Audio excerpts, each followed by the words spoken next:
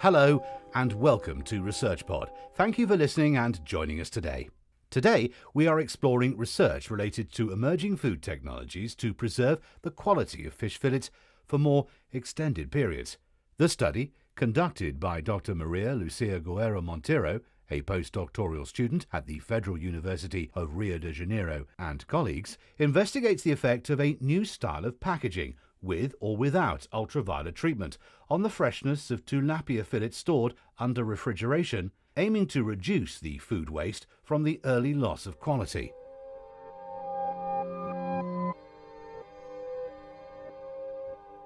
Fish consumption has increased due to its large amount of nutrients and its relation to health benefits.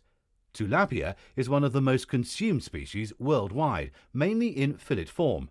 However, fish is highly perishable because, as a fresh, moisture-rich food medium, it is very hospitable to enzymes and bacteria.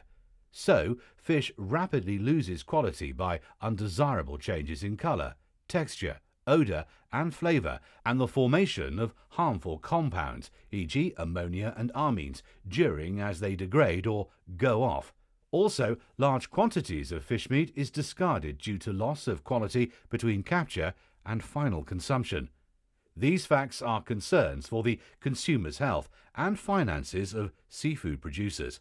There are many conservation methods to preserve the fish quality for longer, but the main challenge is finding alternatives that increase the shelf life without negatively affecting the quality of the product.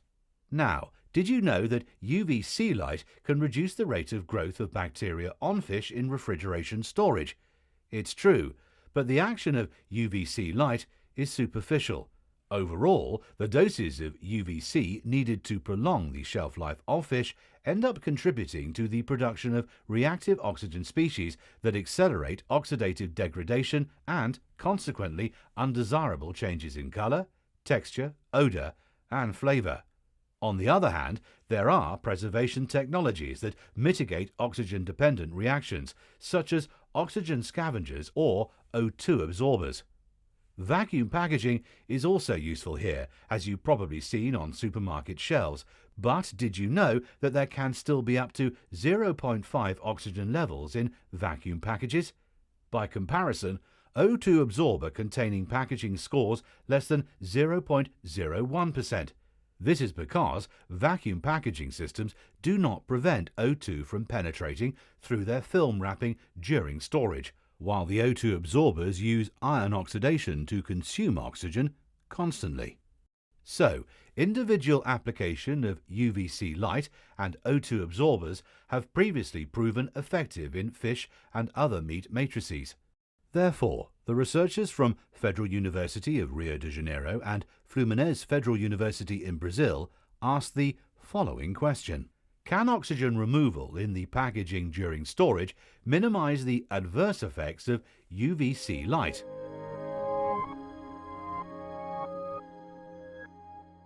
To find out, the researchers examined 6 treatments.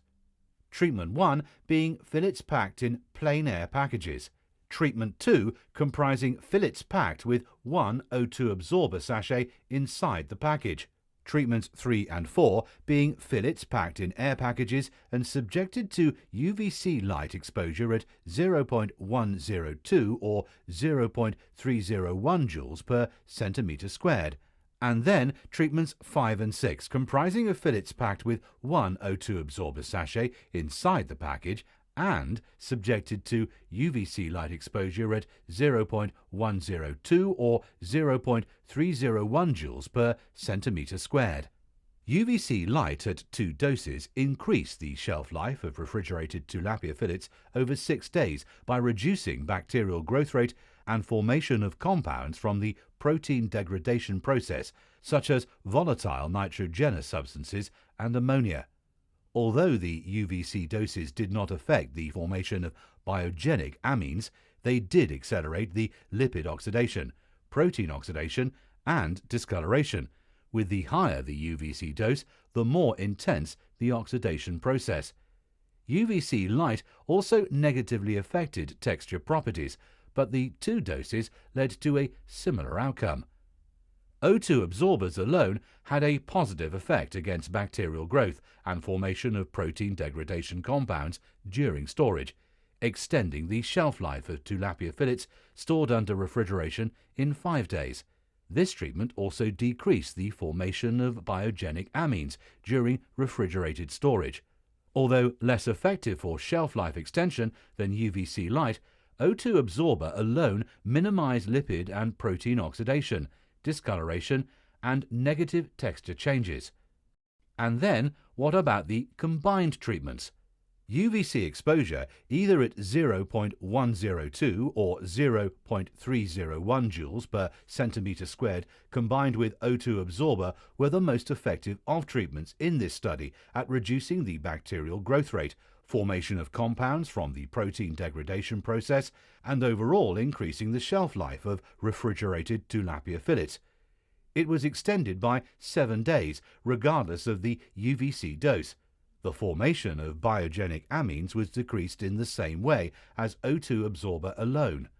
Surprisingly, there was no difference in lipid and protein oxidation, discoloration, and negative texture changes between the combined treatments at 2 UVC doses and O2 absorber alone, suggesting a potential method to be used in combination with UVC dose up to 0.3 joules per centimetre squared in refrigerated fish. This means longer shelf life, which translates to higher safety and convenience for shoppers, with less economic losses in supply chains and less food waste in the environment.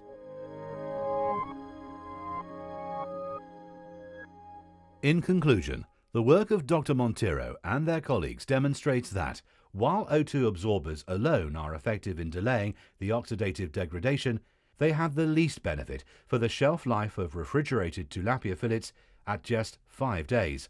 On the other hand, although UVC doses at 0.102 and 0.301 joules per centimetre squared have extended the shelf life of refrigerated tilapia fillets by 6 days, more than O2 scavengers alone, these treatments accelerated lipid oxidation, protein oxidation, and discoloration in a dependent manner, in addition to negative changes on texture.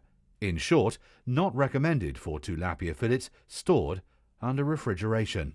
The most effective preservation treatment in increasing the shelf life of refrigerated tilapia fillets was an O2 scavenger combined with 2 UVC doses at 7 days. Also, the O2 scavenger prevented the adverse effects induced by UVC light, regardless of the dose.